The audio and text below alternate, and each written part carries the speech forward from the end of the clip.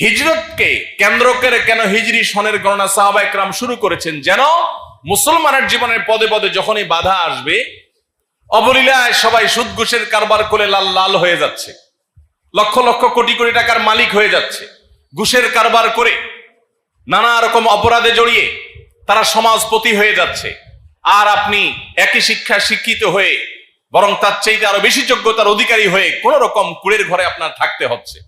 আপনার প্রমোশন হয় না, তার প্রমোশন তরতর করে হয়।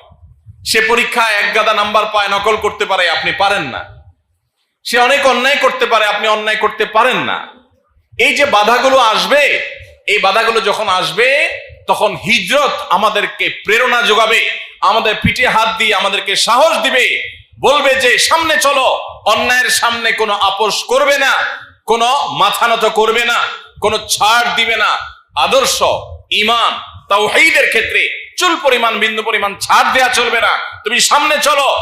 মনে রাখবে, তোমার নবীর জীবনে এরকম বাধা এসেছে, তিনি আপোষ করেননি, তিনি সামনে চলেছেন।